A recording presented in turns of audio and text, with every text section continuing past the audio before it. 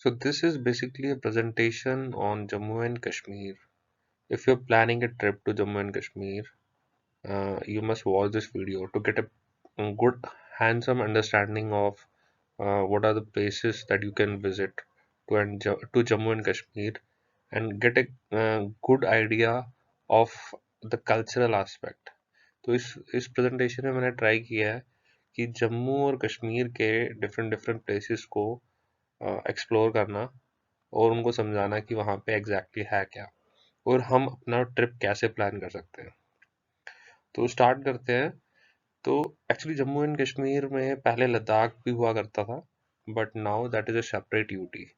तो जम्मू और कश्मीर के बारे में बात करेंगे इस प्रेजेंटेशन में। तो basically as the name signifies कि जम्मू और कश्मीर अपने आप में सेपरेट प्लेसेस है।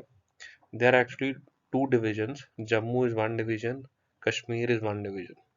तो जम्मू और Kashmir actually separate not only places है बट कल्चरल एस्पेक्ट से भी बहुत डिफरेंट है। जम्मू की जो लैंग्वेज है वो नॉर्मली डोगरी होती है एंड कश्मीर की लैंग्वेज जो होती है normally that is a Kashmiri language.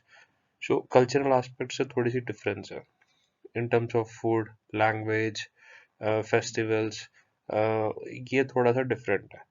तो जब आप जाओगे तो आपको ज़्यादा अंडरस्टैंडिंग होगी कि व्हाट इज द डिफरेंस। सो जम्मू कश्मीर पहुंचने के दो रास्ते हैं। Either you reach Jammu, Jammu में भी रेलवे स्टेशन है बट श्रीनगर में देयर इज ए एयरपोर्ट, तो रेलवे स्टेशन डायरेक्ट कनेक्टिविटी नहीं है उसकी। तो या तो आप जम्मू पहुंच सकते हो through train and by road आप जम्मू से श्रीनगर पहुंच सकते हो, और अगर आप फ्लाइट से आ रहे हो तो श्रीनगर डायरेक्टली पहुंच सकते हो। Let's talk about Jammu Tawi. So हम सब ने जम्मू तवी के बारे में सुना है but majority of the people don't understand Jammu Tawi is actually a seasonal river that flows through mid of Jammu city. It actually divides city into two parts. One part is where the Jammu railway station is, other part is where the Jammu bus stand is. So the population is divided into two parts. So not only this, आप कभी भी किसी भी जम्मू के localite से अगर आप पूछोगे वो बहुत ज्यादा इमोशनली कनेक्टेड होगा जम्मू तवी रिवर से। द रीजन बीइंग एक टाइम पे जम्मू तवी रिवर जो थी, lot of population of Jammu was dependent on this river. Cultivation बहुत ज्यादा होती थी और इसी रीजन की वजह से इमोशनली बहुत कनेक्टेड है यहाँ के लोग। और इवन इसको प्रे प्रे भी करते हैं। एक छोटा सा एग्जांपल देता हूँ, जब मॉर्निंग में कभी भी मैं जाता हूँ, मैं देखता हूँ बहुत सारे लोग रुकते हैं जो भी ट्रैवल कर रहे होते हैं जम्मू तवी ब्रिज से, और रुकते हैं बाइक से या कार से, थोड़ी देर के लिए प्रे करते हैं फिर आगे बढ़ते हैं। So this shows how much they are actually emotionally connected to this river. देखिए, जहाँ तक बात करें अगर जम्मू सिटी के पर्सपेक्टिव से, जम्मू सिटी में ज़्यादा कुछ एक्सप्लोर करने के लिए नहीं है। जम्मू सिटी में आपको मार्केट्स मिल जाएंगे, उसमें से सबसे पॉपुलर जो मार्केट है रघुनाथ बाजार मार्केट है, जहाँ पे आपको कश्मीरी आइटम्स मिल जाएंगे, टेक्सटाइल के items, dry fruits, Kashmiri walnuts. बहुत बड़ा मार्केट है, आपको बहुत सारी चीज़ें मिल जाएंगी कश्मीरी आइटम्स। तो अगर टूरिस्ट प्रोस्पेक्टिव से बात करें तो बागी बहू is one of the central attraction for Jammu tourist. जो बाहर से टूरिस्ट आते हैं, अब जम्मू में जब घूमने आते हैं, सबसे ज्यादा बागे बहू, इवन जम्मू के लोकलाइट्स भी बागे बहू प्रेफर करते हैं घूमना। तो व्हाट इज दिस बागे बहू?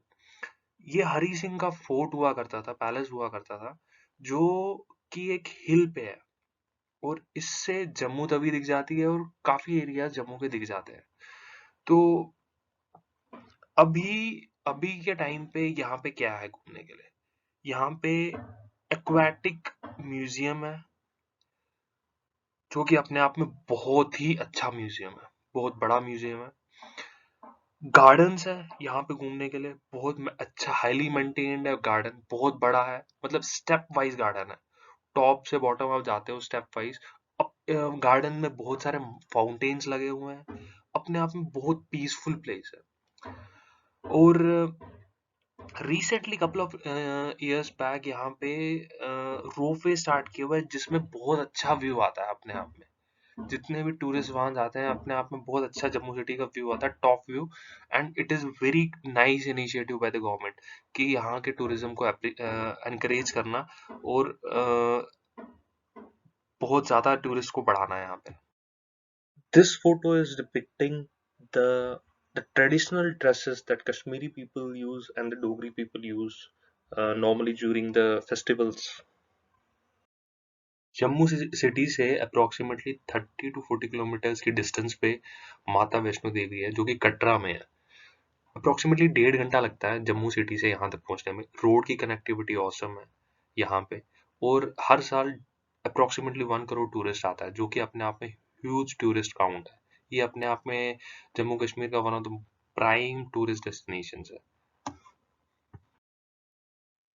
Connectivity from Jammu to Katra, it is awesome. The roads are very clean. Although it is actually a hilly track, but it doesn't look like you will get the feel of hills, but the road is very smooth. So you will reach in 1.5 hour of time from Jammu to Katra. माता वैष्णो देवी के दर्शन कैसे होते हैं? So what happened from the base of the hill, you have to climb approximately 14 to 15 kilometers for the darshan. So it is actually a very difficult journey in itself. So it takes approximately 5 to 6 hours to climb the hill. So it's not a one shot journey. So you will take couple of pauses in between for half an hour, 1 hour, depending upon your capabilities. If you're with family, it may take much more than 5 to 6 hours. So normally कैसा plan करते हैं लोग कि 1 day travel के लिए रख लेते हैं फॉर क्लाइंबिंग अप द हिल। तो नाइट में वहां पे एक्सप्लोर करते हैं और वहां पे स्टे करते हैं। And for the next day morning they will have Darshan and next day they will come back. So it is a 2 days of journey. So make sure अगर आप पीक के सीजन में जाते हो तो ध्यान रखना कि कैजुअलिटीज ना हो, भीड़ का सीजन ना हो। काफी बार ऐसा होता है बच्चे और बूढ़े बहुत ज्यादा इफेक्ट हो जाते हैं when you are at the top of the hill. दर्शन के लिए लाइन लगी होती है और उसमें काफ़ी कैजुअलिटीज हो जाती है, इंजरीज हुई है बहुत ज़्यादा काफ़ी सारे लोगों को, और इवन किलिंग्स भी हुई है recently. Couple of years back एक दो किलिंग्स हो गई थी जिसमें जो बहुत पैनिक क्रिएट हो जाता है उसमें। तो इस चीज़ का ध्यान रखना बहुत इम्पोर्टेंट है। और बाकी बहुत एंथू रहता है वहाँ पे, बहुत दर्शक जितने भी आते हैं टूरिस्ट वहाँ पे, यात्री बहुत ज़्यादा एंथू में होते हैं क्योंकि अपने आप में एक बहुत इमोशनली लोग कनेक्टेड होते हैं माता से। So that is one of the best things. Night view of Mata Vaishno Devi, it is awesome. Completely filled होता है लाइट से, so you get a very different aura and feel over there. Helicopter rides भी available होती है, so you can go in the helicopter as well. From a distance of approximately 109 kilometers, there is a beautiful hill station called Patni Top. It's actually at the top of the hill and quite a good altitude and very much nearer to Jammu city. So for Jammu localites, it's one of the best and nearby locations and nearby hill stations to visit and spend weekends and couple of days over there. पत्नी top में you have to make sure that कि जब भी आप visit करो hotels की booking पहले से प्री बुक्ड हो, क्योंकि काफ़ी बार वहाँ पे बहुत इशू आता है होटल्स की बुकिंग से रिलेटेड। और वहाँ पे रोपवे भी है जो कि बहुत मेस्मराइजिंग व्यू देता है पत्नी टॉप का। और विंटर्स में जाओगे तो स्नोफॉल भी दिखेगी एंड इट इज मतलब मेस्मराइजिंग व्यू इन पत्नी टॉप। वहाँ का फ्लोरा फौना बहुत डिफरेंट है, वहाँ की बहुत डिफरेंट डायमेंशन में गुजर जाओगे आप। It's a very peaceful station. मतलब बहुत ज़्यादा लोगों को पता नहीं है इस चीज़ के बारे में। जम्मू से बाहर के लोगों को बहुत रेयरली पता होता है। तो अपने आप में बहुत पीसफुल स्टेशन है। ज़्यादा होटल्स भी नहीं है बट जितने भी होते हैं वहाँ पे hotels, they are actually pre booked. और you have to make sure that you come up with the booking. Patnitop से ही थोड़ा सा ऑफ ट्रैक जाके 30 to 40 किलोमीटर्स की डिस्टेंस पे एक ब्यूटीफुल सी जगह आती है, उसको कहते हैं सनासर। एंड सनासर इज मतलब अपने आप में बहुत ही अच्छी जगह है। मतलब एक खुला सा मैदान है, आपको लगेगा थोड़ा सा स्विट्जरलैंड सा फील लगेगा। और उसके बीच में एक लेक है, और इसके अराउंड गवर्नमेंट के शेड्स हट्स होते हैं, जो कि बहुत बहुत ब्यूटीफुल, मतलब नाइट स्टे अगर आप वहां पे करोगे, it is one of the beautiful nights you will actually remember in your life. तो ज़्यादा डिस्टरबेंसेस नहीं होती है, और ज़्यादा लोग भी नहीं ट्रैवल करते हैं। अपने आप में बहुत पीसफुल प्लेस है। These are those sheds where you can actually stay in Patni Top and Sanasa. So you have to actually make sure that you pre-book these online, because वहाँ पे पहुँचने के बाद there is a possibility that you don't get a booking, because काफी बार already filled होते हैं. So make sure that you pre-book those sheds. पत्नी top से जब आगे बढ़ते हैं श्रीनगर के लिए, ट्रैक इतना भी अच्छा नहीं है। काफ़ी जगह पे डिफ़िकल्टीज़ होती है ड्राइव करने में, और सबसे बड़ी दिक्कत ये होती है ड्यूरिंग रेनी सीज़न।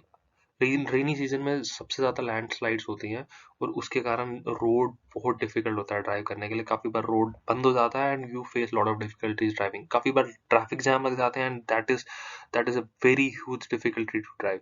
और इसके कारण काफ़ी सारे एक्सीडेंट्स हो जाते हैं, काफ़ी सारी कैजुअलिटीज़ हो जाती है। बट इसका ऑल्टरनेट है कि अभी सेंट्रल गवर्नमेंट ने बहुत ज़्यादा फंड्स रेज कर रहे हैं, जिसकी वजह से रोड्स बहुत ज़्यादा प्रॉपर हो रही है। बट काफ़ी जगह अभी भी ये प्रॉब्लम आती है जहाँ पे लैंडस्लाइड्स होती है और रोड जाम हो जाते हैं। So if you see in the map, after Patnitop Ramban cross करते हैं, Banihal, Qazigund, and then Anantnag. So Anantnag basically comes into the Kashmir province. Banihal से स्टार्ट हो जाता है. Banihal Qazigund also comes in the Kashmir province. So Anantnag में बेसिकली है क्या? सो अनंतनाग का जो मीनिंग है, अनंत मीन्स इनफाइनाइट एंड नाग means spring. So there are lot of springs over there.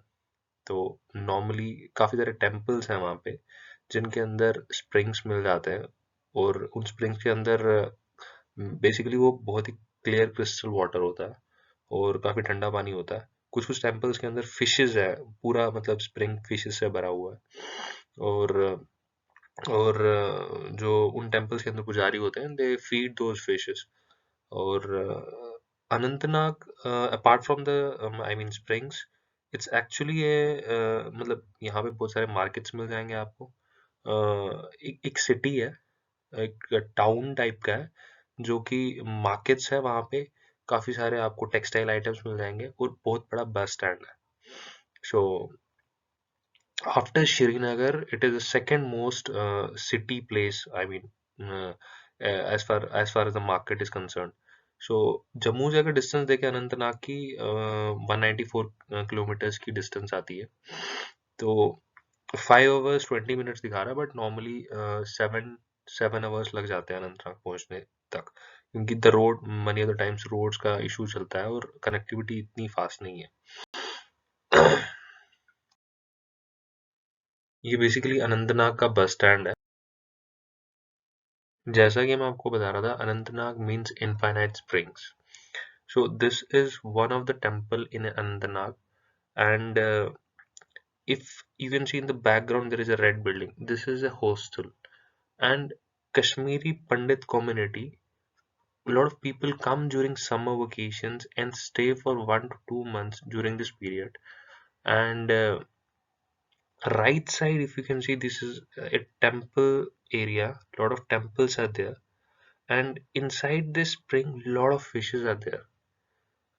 And this is considered that these fishes are a bhagwati, and the pujari will come, and daily in the morning 7 o'clock he will take a bath in the spring. This very cold water. Even in the winters also he will come and take a bath in the spring, and feed those fishes. I mean, I have seen these fishes. It's full of fishes only, and the water is very clear crystal. I mean, I have you can see the floor of the spring, even the floor of the spring. It's very clear. Similarly, ये एक और temple है अनंतनाग में, और इसके अंदर भी spring है, ऐसे बहुत सारे स्प्रिंग मिल जाएंगे आपको अनंतनाग में।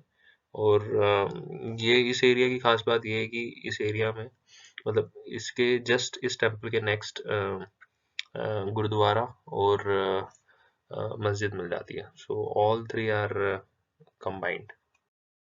अनंतनाग से 1.5 घंटे की जर्नी होती है पहलगाम के लिए। और पहलगाम में ऐसा क्या खास है? पहलगाम में बेसिकली लश ग्रीन ग्रास है, ग्रीनरी के लिए बहुत फेमस है। समर्स में जब भी लोग जाते हैं पहलगाम, वो अपने आप में एक मेस्मराइजिंग व्यू रहता है। बहुत लश ग्रीन ग्रास है। पहाड़ों पे, इवन पहाड़ों पे ऐसे पहाड़ आपको थोड़े डिफरेंट दिखेंगे पहलगाम के। और बाईसरन जो एरिया है, नॉर्मली लोग वहाँ पे बेसिकली बाईसरन के लिए जाते हैं, और जो कि अपने आप में उसका नाम है मिनी स्विट्जरलैंड, और लगता भी वो बहुत ब्यूटीफुल है। पुरानी हिंदी पिक्चर्स की बहुत सारी पिक्चर की शूटिंग जब कश्मीर में होती थी, Pahalgam was one of the prime places. क्योंकि समर्स में शूटिंग करना, when you are not shooting on snow, you have to come to Pahalgam to see the beauty. Pahalgam के बीच में से एक दरिया जाती है, लिद्दर रिवर करके। सो इसका कलर थोड़ा येलोइश होता है। लिद्दर का कश्मीरी में मतलब है, this is actually Kashmiri word, और इसका कश्मीरी में मतलब है हल्दी। तो रिवर का थोड़ा सा कलर हल्दी जैसा कलर आता है, तो इसी पे नाम रखा हुआ है लिद्दर दरिया। ये पहलगाम का बेस मार्केट है। और यहाँ पे आपको आर्ट एंड क्राफ्ट्स के आइटम्स मिल जाएंगे, रेस्टोरेंट्स मिल जाएंगे, कश्मीरी फूड आइटम्स मिल जाएंगे। तो यहाँ पे आप जाके काफ़ी सारी चीज़ें एक्सप्लोर कर सकते हो शॉपिंग के टर्म्स में, और इवन फूड के पर्सपेक्टिव्स में। पहलगाम के अगर होटल्स की बात करें, तो वहाँ पे सबसे अच्छी चीज़ मुझे लगती है कि वहाँ पे होटल्स की जो प्राइस है बहुत नॉमिनल है। तो बहुत नॉमिनल प्राइस में आपको बहुत अच्छे होटल्स, लग्जरियस होटल्स मिल जाते हैं। और होटल्स के अंदर इंटीरियर्स लाजवाब होते हैं। मतलब बिलीव नहीं होता है कि नॉमिनल प्राइस के अंदर इतना बढ़िया इंटीरियर करके होटल मिला है। Wooden working, TV, fridge, architecture बहुत लाजवाब होता है, शानदार होता है। द रीजन बीइंग पहलगाम की कनेक्टिविटी अनंतनाग से बहुत अच्छी है। और बहुत सारे टूरिस्ट आते हैं ड्यूरिंग समर्स, भयंकर टूरिस्ट आते हैं पहलगाम के लिए। सो और होटल्स भी बहुत ज़्यादा है वहाँ पे, पूरा एरिया ही होटल से भरा हुआ है। तो इसीलिए कंपटीशन बहुत ज़्यादा है। तो उस कंपटीशन का टूरिस्ट को बहुत फ़ायदा हो जाता है। और अगर आप ऑलरेडी बुकिंग कराते हो तो वो भी सही है, वहाँ पे आके भी आपको नॉर्मली बुकिंग मिल ही जाती है, क्योंकि होटल्स बहुत ज़्यादा है वहाँ पे। सो this is actually a garden in Pahalgam. So this garden is basically on the base of the Pahalgam. So you don't have to go, if you reach Pahalgam, so you can directly see this, enter this garden. And there is a nominal price of the ticket, you can enter into the garden. So इस garden में खास बात जो मुझे लगती है कि आपको जो माउंटेन्स आसपास दिखते हैं, एकदम स्टीप माउंटेन्स दिखते हैं, दे आर वेरी डिफरेंट। और दूर के जो माउंटेन्स रहते हैं वो तो एकदम ग्लेशियर से भरे हुए होते हैं, बट जो पास के माउंटेन्स रहते हैं, they are full of flora and fauna, एकदम फॉरेस्ट ट्री एरिया से भरे पड़े रहते हैं, पूरा जंगली एरिया रहता है। पहलगाम के गार्डन में आप पूरा कंप्लीट डे स्पेंड कर सकते हो। आसपास की ब्यूटी, जो माउंटेन्स की ब्यूटी रहती है, इतनी ब्यूटीफुल रहती है।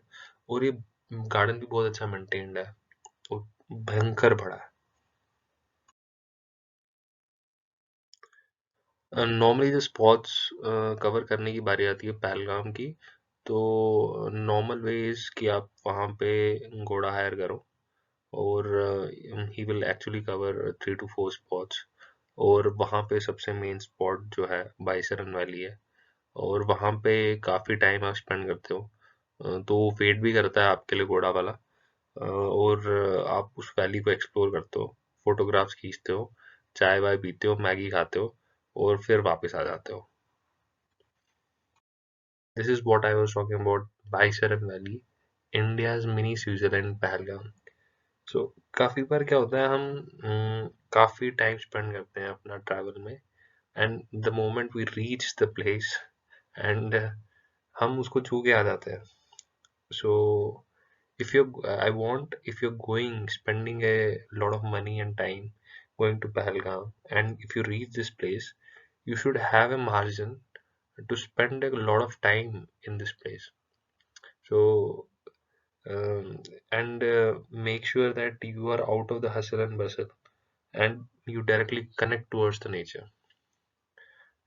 काफी बार हम ऐसे माइंड सेटअप में नहीं होते हैं कि we directly connect to nature. So this is a place where you can directly connect to nature and enjoy uh, what this place tells you. ये जगह अपने आप में बहुत कुछ बताएगी आपको. पहाड़ियाँ है, वैली है, अपने आप में लश ग्रीन ग्रास है, आसपास चारों तरफ फॉरेस्ट्री एरिया है, और यहाँ से आपको कश्मीर वैली भी दिख जाती है, तो अनंतनाग वैली दिख जाती है. तो this is very different place in itself. देखो, अनंतनाग वाले एरिया में आप पहलगाम घूम लोगे. पहलगाम से डायरेक्ट कनेक्टिविटी श्रीनगर की है, but the thing is the road इतना सही नहीं है. तो नॉर्मली लोग प्रेफर करते हैं पहलगाम से वापस अनंतनाग आते हैं, अनंतनाग से फिर 458 मिनट्स लगते हैं. यहाँ से कनेक्टिविटी बहुत अच्छी है, स्मूथ कनेक्टिविटी है, और 58 मिनट्स में पहुंच ही जाते हैं श्रीनगर. श्रीनगर बेसिकली कैपिटल है जम्मू एंड कश्मीर की. अब श्रीनगर में घूमने के लिए बहुत सारी चीज़ें हैं, बट मेनली जो सेंटर ऑफ अट्रैक्शन है टूरिस्ट के लिए, वो डल झील, शिकारा. शिकारा राइड बहुत फेमस है अपने आप में. फिर हाउस बोट में स्टे करना, वो बहुत फेमस है. वहाँ पे बहुत सारे मुगल गार्डन्स हैं, वहाँ पे लोग चले जाते हैं बहुत सारे. और डल झील के अराउंड में ही शंकराचार्य टेम्पल है, जो हिंदूज के लिए बहुत बहुत कॉमन प्लेस है विजिट करने के लिए. और फिर श्रीनगर के बाहर, और इवन श्रीनगर के अंदर शॉपिंग करना, वहाँ का फूड एक्सप्लोर करना, कल्चर एक्सप्लोर करना, वहाँ के मार्केट प्लेसेस में जाना, तो ये सब चीज़ें तो आप एक्सप्लोर कर ही सकते हो. शिकारा राइड पूरी कंट्री में इतना फेमस है, जो भी श्रीनगर आता है और अगर उसने शिकारा राइड नहीं किया है, तो ही हैज़ मिस्ड, मतलब बहुत बड़ी चीज़ उसने मिस कर ली है. तो इस पे आप क्वालिटी टाइम अपना स्पेंड कर सकते हो. तो डिपेंड करता है, आप 1 घंटा स्पेंड करना चाहते हो, 2 घंटा, 3 घंटा. मेरे ख्याल से 2 घंटे मोर देन सफिशेंट है. 2 घंटे से ज़्यादा तो रिक्वायर्ड नहीं होता है. और आपको डिफरेंट एरिया से वो लेके जाते हैं. आपको उनका समझ में आता है कि वो कैसे रहते हैं हाउस बोट्स में, कैसे उनके हाउस बोट्स के मार्केट्स होते हैं, कौन कौन से मार्केट्स हैं, और कहाँ पे वो हाउस बोट बनती है, वर्कशॉप कौन सी होती है हाउस बोट्स की, कौन कौन से एरियाज हैं उनके हाउस बोट्स के. तो वो सब चीज़ें ना वो गाइड आपको बता देता है, जो शिकारा राइड कर रहा होता है, वो बंदा आपको बहुत सारी चीज़ें गाइड कर देता है, और आपको उनके कल्चर के बारे में, उनके रहन सहन के बारे में बहुत सारी चीज़ें पता चल जाती है. अब मेरा ये फोटो डालने का रीज़न ये है, बहुत सारे टूरिस्ट आते हैं और शिकारा राइड के लिए बहुत ज़्यादा ब्लफ हो जाते हैं. अब नॉर्मली होता ही है कि जो भी आता है वहाँ पे, और वो क्या करते हैं कि आप पीछे वाले गेट से ले लेते हैं जहाँ पे ये बोर्ड नहीं लगा होता है. और और वो मतलब इवन मेरा एक फ्रेंड था जिसने 8,000 रुपीज़ दिए थे शिकारा राइड के लिए, जो कि अपने आप में बहुत ज़्यादा सरप्राइजिंग था. तो ऐसे ऐसे केसेस आते हैं, तो it is better to check, वहाँ पे एक बोर्ड लगा हुआ है. तो अगर नहीं भी आप देखते हो तो इससे आपको आइडिया लग जाएगा कि यहाँ पे ऐसी रेट्स है. तो 1 घंटे का ये चार्ज है, 2 घंटे का ये चार्ज है. तो इससे आपको बहुत हद तक आइडिया लग जाता है. तो बी कॉशियस, वहाँ पर टूरिस्ट को थोड़ा सा ब्लफ का चांस हो जाता है. जैसे कि मैंने आपको बोला, जब हम ट्रैवल करते हैं, हम छू के आ जाते हैं इन चीज़ों को. We don't actually enjoy the beauty of nature. तो ये यहाँ पे भी एक ऐसी मोमेंट जनरेट हो जाती है जहाँ पे आप एक डिफरेंट डायमेंशन में होते हो. नॉर्मली आप घरों में ऐसे डायमेंशन में नहीं होते हो कि जहाँ पे आपको चारों तरफ पहाड़ियाँ हो, लेक में हो, आप शिकारा हो, कोई ड्राइव कर रहा हो शिकारा, और आप एक डिफरेंट कल्चर में हो, ऑल टुगेदर डिफरेंट प्लेस है. तो और इस ब्यूटी को एनहांस करने के लिए थोड़ा सा अपने अपने माइंड को जोन में लेके आना, और अपनी चिंताओं को वापस घरों में ही छोड़ के आना, तो it will help you a lot. House boats में स्टे करना भी अपने आप में एक डिफरेंट ही एक्सपीरियंस है। तो आज की डेट में जितने भी हाउस बोट्स है वहाँ पे, उसके अलावा नई हाउस बोट्स कोई आ नहीं सकती है, क्योंकि लाइसेंस मिलता नहीं है नई हाउस बोट्स को। और ऑलरेडी वहाँ पे बहुत सारी हाउस बोट्स है। तो अब प्रॉब्लम ये भी हो जाती है कि जो इनका ड्रेनेज होता है वो सारा इसी में जाता है, लेक में जाता है, डल झील में जाता है। तो ये भी एक सबसे बड़ी समस्या है वहाँ पे। और हाउस बोट में रहना अपने आप में एक डिफरेंट एक्सपीरियंस है। जितने भी फॉरेन के टूरिस्ट आते हैं मेनली हाउस बोट्स में ही स्टे करना प्रेफर करते हैं। तो इसके साथ हाउस बोट में स्टे करने का एक और फायदा ये हो जाता है कि you get more closer to their culture. तो क्योंकि वो लोग भी हाउस बोट में ही स्टे करते हैं, एक पार्ट वो एक एक सेक्शन में वो स्टे कर रहे होंगे, फैमिली खुद स्टे कर रही होगी। सो मतलब आप ये समझ लो कि हाउस बोट में एक फैमिली रहती है, एंड एक सेक्शन वो रेंट कर देते हैं। कुछ कुछ house boats completely rented out होती है, बट मेजोरिटी केस ऐसा ही रहता है कि वहाँ पे फैमिली भी रह रही होगी। तो तो काफी, अगर फैमिली भी रह रही होगी, you get a opportunity to enter into their culture. वो कैसे क्या कर रहे हैं, क्या खाना पीना कर रहे हैं। So this is also one of the moments to get deep dive into their culture. ये हाउस बोट्स का इंटीरियर है, तो थोड़ा सा डिफरेंट लगेगा आपको, क्योंकि आप पानी में स्टे कर रहे हो, मतलब आप पानी में, एक बोट है उसमें आप रात में स्टे करने वाले हो। तो थोड़ा सा डिफरेंट है। इतने इतने लग्जरियस रूम नहीं होते हैं, इतनी बड़े बड़े रूम नहीं होते हैं, छोटे से रूम्स होते हैं। तो थोड़ा डिफरेंट लगता है स्टार्टिंग में। ये वहाँ का ये वहाँ की सब्जी मंडी है, ये समझ लो। तो ये यहाँ पे लोग सब्जी लेने आते हैं सुबह सुबह। तो डल झील के पैरेलल में रोड जाती है, जिसपे वॉक करने का बहुत अच्छा लगता है। मतलब ये मतलब पूरी कंप्लीटली कवर्ड है डल झील के लिए, बट ज़्यादा देर के लिए वॉक नहीं कर सकते। तो बट ठीक है, थोड़ी देर के लिए वॉक करना अच्छा लगता है वहाँ पे। डल झील के पास में ही एक मतलब ऑटो से अगर आप जाओगे 10-15 मिनट की डिस्टेंस पे ही है, वहाँ पे शालीमार गार्डन मिल जाएगा आपको। तो ये अपने आप में बहुत बड़ा गार्डन है, मतलब काफ़ी बड़ा गार्डन है। तो इसमें काफ़ी टाइम स्पेंड कर सकता है बंदा, थोड़ा पीसफुल टाइम स्पेंड कर सकता है। नॉर्मली ऐसे गार्डन्स मिलते नहीं है कहीं पे भी, तो डिफरेंट गार्डन है। और एक्चुअली यहाँ इस गार्डन से पानी जो फ्लो कर रहा है वो लेक में जा रहा है। ये मतलब लेक से थोड़ी सी ऑल्टीट्यूड पे है ये शालीमार बाग। और इसके अंडर, इस बाग के, ये एक्चुअली पहाड़ी पे है, स्टेप वाइज गार्डन बनाया हुआ है। तो इसके अंडर से पानी जाता है, लेक में जा रहा है। गार्डन के अंदर फाउंटेन सिस्टम भी है, और फाउंटेन बहुत ब्यूटीफुल लगते हैं। बहुत टाइप के फ्लावर्स है, मतलब पूरा बाग फ्लावर से भरा हुआ है, और वेल मेंटेन्ड है।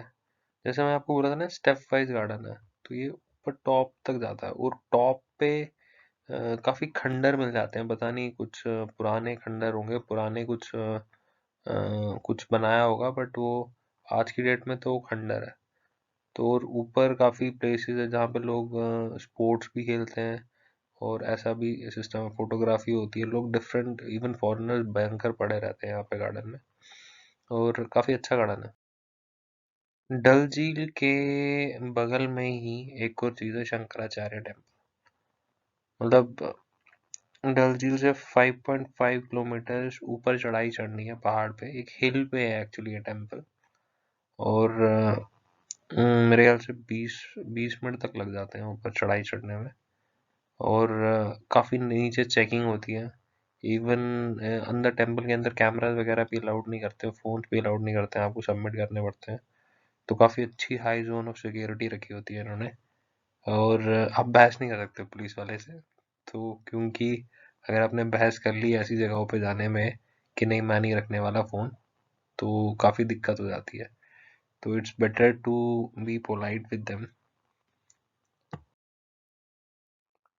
मतलब शंकराचार्य में बहुत सारे कश्मीरी पंडित आते हैं, और ऑल ओवर इंडिया मतलब हिंदूज जो भी कश्मीर श्रीनगर आता है वो शंकराचार्य टेम्पल आता है विजिट करने। तो और एक्चुअली एक और चीज़ अच्छी है यहाँ पे शंकराचार्य की कि यहाँ से आपको डल झील का पूरा व्यू दिख जाता है, और वो अपने आप में बहुत अच्छा व्यू है वो।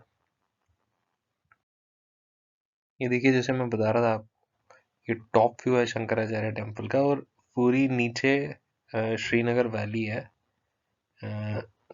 कंप्लीट वैली दिख जाती है आपको।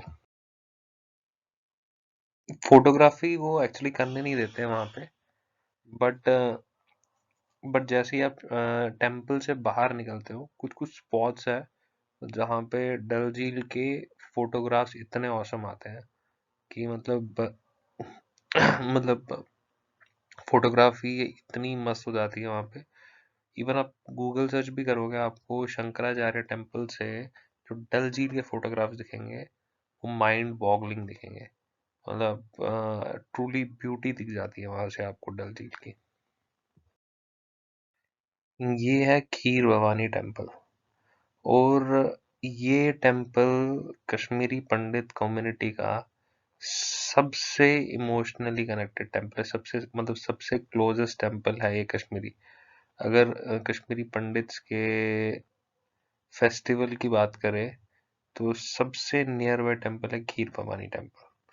आपका अगर कोई भी कश्मीरी पंडित फ्रेंड होगा वो इस टेम्पल के बारे में ज़रूर 100% जानता होगा, और उसकी फैमिली में जो पेरेंट्स होंगे या ग्रैंड पेरेंट्स होंगे वो ज़रूर कनेक्टेड होंगे इस रूट से, और काफ़ी लोग जाते भी हैं। एक्चुअली क्या है कि जम्मू से जो कश्मीरी कम्युनिटी है वो बस करके जाते हैं, और हमेशा जब फेस्टिवल होता है और खीर भवानी मंदिर में सारी कम्युनिटी इकट्ठी होती है और यहाँ पे प्रेयर करते हैं। तो कश्मीरी पंडित कम्युनिटी के लिए वन ऑफ द मतलब मोस्ट इम्पोर्टेंट प्लेस है। इवन जो बाहर से टूरिस्ट आते हैं उनको ज़्यादा आइडिया नहीं एक्चुअली होता है, बट कुछ कुछ टूरिस्ट आते हैं। ये टेम्पल काफ़ी वाइड स्प्रेड है, और पता नहीं क्यों जब भी मैं इस टेम्पल में जाता हूँ I get emotional. There is a very different vibe with this area. मैं जब भी गया हूँ एक्चुअली बहुत कम लोग होते हैं उस टाइम पे यहाँ पे, और बहुत ज़्यादा कम लोग मिलते हैं, मतलब कपल ऑफ पीपल मिलते हैं। और उसमें पता नहीं मुझे एक बहुत शांत सी वाइब आती है। मुझे ऐसा लगता है कि यार अगर कश्मीरी कम्युनिटी कश्मीर से नहीं निकली होती और वो वहाँ होती, आज ये कश्मीर टेम्पल के हालात बहुत डिफरेंट होते। यहाँ पे बहुत ज़्यादा क्राउड होने वाला था, बट अनफॉर्चुनेटली यहाँ पे बहुत मतलब कपल ऑफ पीपल ही मिलते हैं। मैक्सिमम मुझे जो लगता है कि नॉर्मल डेज में 10 से 12 लोग मिलेंगे आपको यहाँ पे। वो भी बाहर से टूरिस्ट जो आए हुए होते हैं, लोकलाइट तो वहाँ पे है ही नहीं कोई। अच्छा, इस टेम्पल की एक खास बात बोलते हैं, जब भी कुछ कश्मीरी कम्युनिटी का मानना है, आई डोंट नो ये रियलिटी है कि ट्रुथ है, जब भी कुछ कोई बुरा होने वाला होता है खीर भवानी माता जो है इस वाटर का जो अराउंड पानी है इसका कलर चेंज कर देती है। तो जब भी कुछ बुरा होने वाला होता है तो the colour gets changed. This is Gulmarg, और Gulmarg is famous, one of the famous destinations of Kashmir. तो श्रीनगर के पास में ही है। 1.5-2 घंटे लगते हैं श्रीनगर से गुलमर्ग के लिए। ट्रैक थोड़ा सा हिली है, और गुलमर्ग में एक्चुअली है क्या, गुलमर्ग एक अपने आप में एक सेपरेट प्लेस है जहाँ पे कोई कल्टीवेशन नहीं होती है, जहाँ पे मतलब कुछ अपना उनका रिसोर्सेज नहीं है। तो सब कुछ तो श्रीनगर से ही आता है। तो इसीलिए वहाँ पे पॉपुलेशन भी कम है लोकलाइट्स की। वहाँ पे मेनली होटल्स है और one of the best honeymoon destinations. और उसी रीज़न की वजह से, क्योंकि वहाँ पे लोकलाइट्स खुद के वहाँ पे बहुत कम है, और टूरिस्ट्स के लिए जो भी होटल्स रहते हैं वहाँ पे थोड़े एक्सपेंसिव रहते हैं। तो पहलगाम, जैसे मैंने बोला कि पहलगाम में होटल्स बहुत सस्ते रहेंगे, बट गुलमर्ग में होटल्स बहुत ज़्यादा महंगे हैं। तो और इवन फूड भी बहुत कॉस्टली है वहाँ पे, मतलब बियॉन्ड लिमिट्स हो जाता है काफ़ी बार वहाँ। गुलमर्ग में गंडोला राइड बहुत फेमस है, एंड दिस इज एक्चुअली अ रोप वे जो कि 2 स्टेजेस में डिवाइडेड है, स्टेज 1 और स्टेज 2। तो गुलमर्ग में जैसा कि मतलब majority through out the year आपको बर्फ़ मिलेगी। तो इवन इन समर्स अगर आप जाते हो तो you have to go to stage 2 then, gondola से। तो अगर आप विंटर्स में जाते हो तो पूरा गुलमर्ग में भी आपको बर्फ़ मिल जाएगी कम्प्लीटली।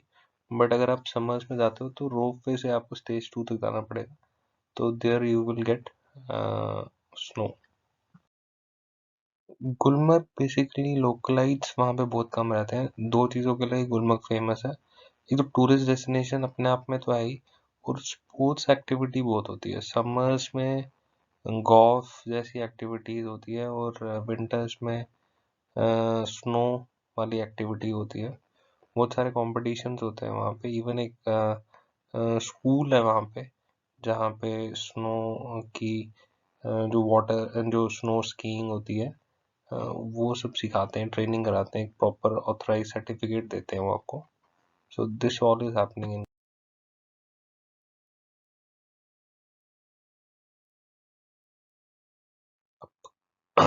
कश्मीर का अगर नाम आए और एप्पल्स का जिक्र ना हो, वो हो नहीं सकता। तो एप्पल्स की कल्टीवेशन जो होती है मेनली शुपेन से होती है। शुपेन में बहुत सारी चीज़ें निकलती है, बट शुपेन सबसे ज़्यादा एप्पल्स के लिए फेमस है। तो मेजॉरिटी जो एप्पल्स कश्मीर से आते हैं वो इसी रीजन से आते हैं, और वहाँ पे ही पैकिंग होती है इन सब एप्पल्स की, चेरीज की और बाकी फ्रूट्स की, और ये सारे through out country even foreign जाते हैं। और शुपेन के एप्पल अपने आप में बहुत हाई क्वालिटी एप्पल्स होते हैं। बहुत सारे लोग कश्मीर जाते हैं, बट अनफॉर्चुनेटली कश्मीरी कल्चर के साथ या फिर किसी भी प्लेस के कल्चर के साथ इतना ज़्यादा इन्वॉल्व नहीं हो पाते हैं। पहला तो रीज़न ये होता है कि लोगों को इतनी क्यूरियोसिटी नहीं है, मतलब इतनी ज़्यादा क्यूरियोसिटी नहीं है to understand this that place. वो जाना चाहते हैं, अपना टाइम स्पेंड करना चाहते हैं, और सेल्फी खींच के फोटो सोशल मीडिया पे अपलोड करके they are happy with that. But travel का ये मतलब नहीं है। Travel is a different meaning to it. अगर आप वहाँ पे जा रहे हो उनके कल्चर के साथ, उनके रहने रहने के साथ, खाने पीने के साथ, उनके तौर तरीकों के साथ उनको अंडरस्टैंड करोगे, तो उस ब्यूटी की एनहांस वो ब्यूटी बहुत ज़्यादा डिफरेंट डायमेंशन में आपको पहुंचा सकती है। सो पहला तो रीज़न ये हो जाता है कि क्यूरियोसिटी नहीं है। सेकंड थिंग इज चीज़ें इतनी मार्केटाइज में, चीज़ें इतनी बिजनेस ओरिएंटेड हो चुकी है कि there is not much of the time. उनके पास भी टाइम नहीं है आपको समझाने का, बैठ के समझाने का, और इमोशनल एंटेंगलमेंट भी नहीं है कि वो आपको ये बताना चाहते हैं वो चीज़। वो तुरंत कोई भी लोकलाइट ये चाहेगा आपसे maximum amount, minimum amount of time आप उसके साथ स्पेंड करो, और मैक्सिमम अमाउंट ऑफ रेवेन्यू उसको जनरेट करवा के दे दो, जैसे कि हमें भी कंपनीज में बताया जाता है। और इसमें मिस हो जाती है हमारी ऑथेंटिक कल्चर की चीज़ें, जो कि हमें समझनी चाहिए। तो ये एक्चुअली कांगड़ी है। तो कांगड़ी हम कश्मीरी लोग, जैसे ठंड पड़ती है तो कांगड़ी का यूज़ करते हैं ठंड से बचने के लिए। घरों में ये बहुत कॉमन है। इतनी ज़्यादा कॉमन है कि ठंड से बचने के लिए प्राइमरी इंस्ट्रूमेंट यही है वहाँ पे। और इसके अंदर कोयला डलता है, और कोई भी कश्मीरी बंदा जो है इसमें एक्सपर्ट होता है कांगड़ी बनाने में। और इसको जैसे ही ज़्यादा गर्म हो जाती है तो इसके ऊपर राख डाल देते हैं ताकि थोड़ा सा इसको एक नॉर्मल टेम्परेचर मेंटेन कर सके। और ये कांगड़ी, जो सामने वो बंदा वो दिख रहा है, वो उसने पहनी है फेरन, ये कश्मीरी ड्रेस है, ताकि ये अंदर से आपको मतलब वार्म रख सके, कंप्लीटली कवर कर जाती है आपकी बॉडी को। और काफी बार जब ज्यादा ठंड हो जाती है और आपको बाहर कुछ करना होता है, तो आप इस फेरन के अंदर कांगड़ी डाल देते हो। सो ये चीज, ये मेटेलिक इंस्ट्रूमेंट जो दिख रहा है, वो एक्चुअली जो कांगड़ी के अंदर जो कोयला है उसको थोड़ा साइड करने के लिए, और ऐश थोड़ा साइड करने के लिए, ताकि टेम्परेचर को मेंटेन किया जा सके अंदर। ये एक फोटो मतलब काफी कुछ चीजें बताती है लोगों के बारे में। वहां पे एक बंदा, पुराना बंदा, काफी लोग वहां पे हुक्का पीते हैं, पुराने बंदे। और वहां पे सिगरेट इतना कॉमन नहीं होता पुराने बंदों में, हुक्का वहां पे इतना कॉमन है कि पुरानी लेडीज भी पी जाती थी हुक्का साथ में। और ये कांगड़ी बंदे ने पकड़ी है। कश्मीर कश्मीरी जो डिशेस होती है, वेजिटेरियन, नॉन वेजिटेरियन, इतनी वाइड वैरायटी है। और सबसे मतलब इम्पोर्टेंट बात जो है, उनका बनाने का तरीका और उनका टेस्ट बहुत डिफरेंट है अदर डिशेस से, जो नॉर्मल इंडियन टिपिकल डिशेस होती है। तो उनका बहुत ही डिफरेंट टेस्ट और तरीका है बनाने का। बट वेजिटेरियन डिशेस इतनी ज़्यादा लोगों को पसंद नहीं आती है। जैसे लोटस स्टेम हो गया, इसको नद्दुर कहते हैं। तो लोटस स्टेम, दम आलू नॉर्मली पसंद आता है, पनीर, कड़म, ये सारी चीज़ें पसंद आती है। बट इसके अलावा वेजिटेरियन में इतनी ज़्यादा डिशेस पॉपुलर नहीं है Kashmiri. Non veg dishes, rogan josh, ये बहुत ज़्यादा प्रेफर करते हैं लोग बाहर के। बट जो कश्मीरी बंदा है उसके लिए ये सारी डिशेस अपने आप में, हर डिशेस अपने आप में एक एक्सीलेंस रखती है। तो इसमें ऐसी एक भी कोई डिश नहीं होती वेजिटेरियन में जो कि कश्मीरियों को पसंद नहीं आती है। इसको कहते हैं, इस बंदे को, जो बेकरी आइटम बनाता है कश्मीरी, उसको कहते हैं कांदूर।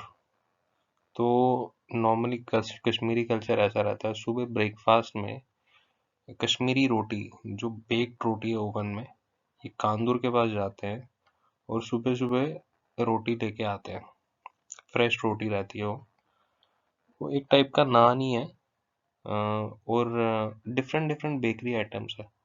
सुबह कश्मीरी कल्चर में है ही, सुबह कांदूर के पास जाएंगे, रोटी लेके आएंगे वहां से। घर पे कोई रोटी प्रेफर नहीं करता बनाना, इतनी ठंड रहती है कश्मीर में। रोटी प्रेफर, जो नॉर्मल टिपिकल इंडियन ब्रेड है, रोटी है, वो नहीं बनाते घर पे। मतलब ना के बराबर बनाते हैं। अब जम्मू में आके बनाने लग गए हैं, बट कश्मीर में कोई नहीं बनाता। ठंड इतनी ज़्यादा होती है, प्रेफर नहीं है। तो कांदूर के पास सुबह जाते हैं ब्रेकफास्ट के लिए, यहाँ से कश्मीरी कांदूर से रोटी लेके आते हैं। और शाम के लिए, शाम की जो रोटी होती है वो कुलचा टाइप की होती है। तो शाम की जो रोटी रहती है, जो काफ़ी मतलब 2-3 दिन चल सकती है, ये आइटम्स, ये बेकरी आइटम्स, इसको तेल बूर कहते हैं। इसमें थोड़ा सा घी भी लगाते हैं ताकि जल्दी खराब ना हो। टक्टा, तेल बूर, ऐसे ऐसे नाम होते हैं इनके। और ये नॉर्मली शाम को प्रेफर करते हैं चाय के साथ। अब कश्मीर में सबसे ज़्यादा जो कॉमन टी है वो पिंक टी, इसको नून चाय कहते हैं, इसमें नमक डलता है। और ये बहुत कॉमन है, इतनी ज़्यादा कॉमन है कि इसका रिप्लेसमेंट कोई टी नहीं करती है वहाँ पे। जो नॉर्मल शुगर टी रहती है वो कोई भी नहीं लेता है वहाँ पे, वो बहुत ओकेजनली लेते हैं। और हेल्थ के लिए बहुत बढ़िया रहती है वाली टी। और जब कभी चीनी वाली चाय पीनी होती है तो उसमें कश्मीरी कहवा नॉर्मली शादी में बनता है, और फेस्टिवल ओकेजन्स पे बनता है कहवा। तो कहवा का मतलब होता है एक्चुअली कश्मीर में 11। कह का काफ का मतलब होता है 11। तो इसमें डलते हैं 11 इंग्रेडिएंट्स, 11 स्पाइसेस। तो ड्राई फ्रूट्स भी डलते हैं। तो ये मतलब वो चीज़ है।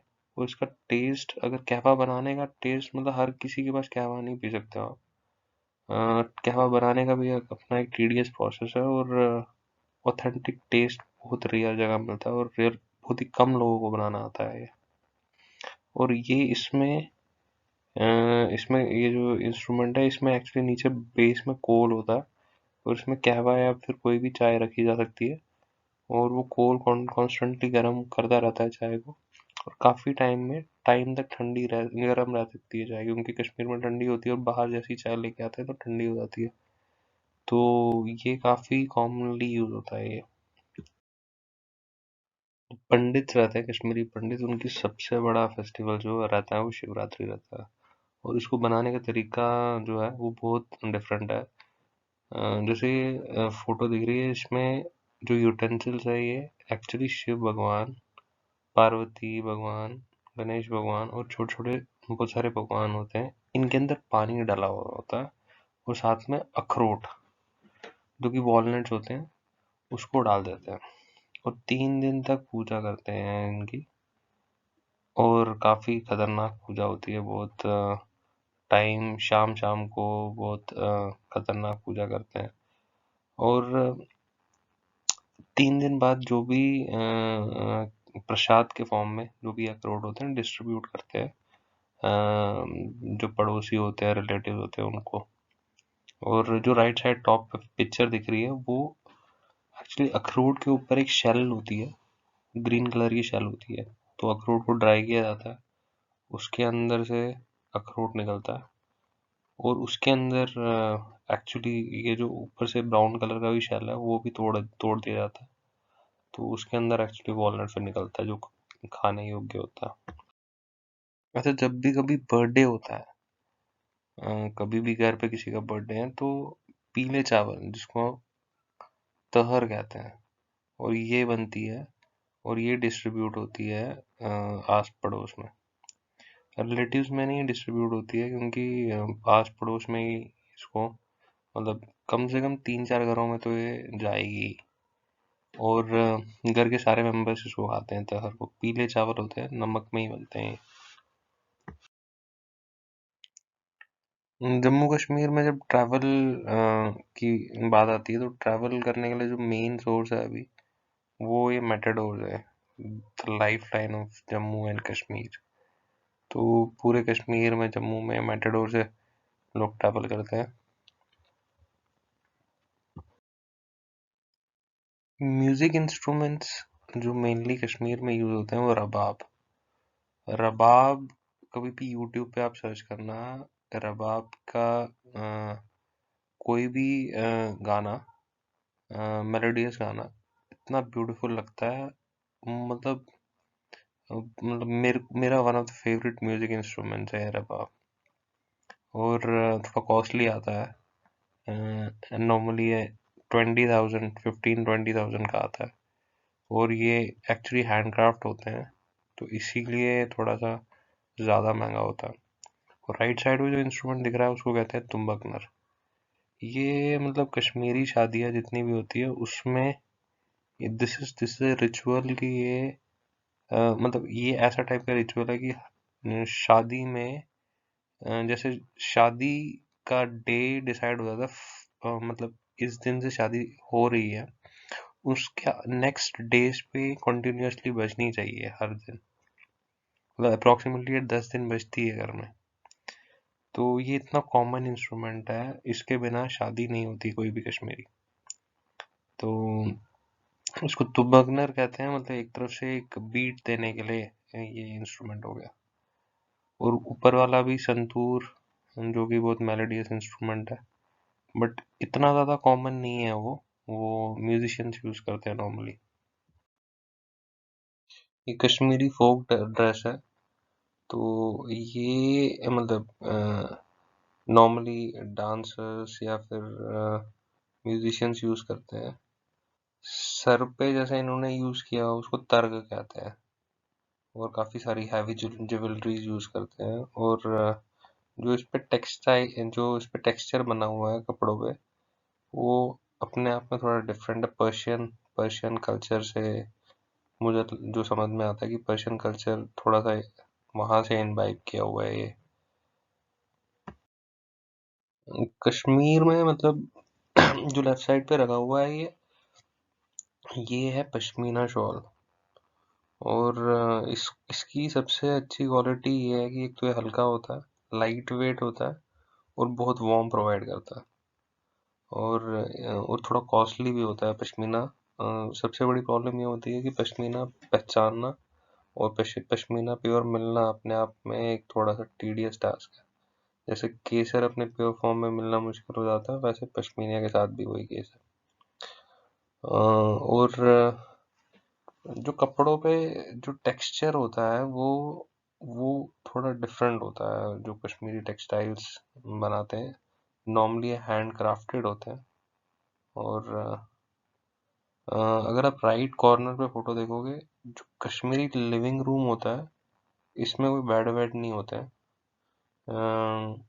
ये प्लेन जमीन पे बैठते हैं क्योंकि ठंड इलाका है, तो यहाँ पे स्नेक इंसेक्ट्स ऐसा कुछ होते नहीं है, तो इसीलिए जमीन पे बैठ जाते हैं लोग।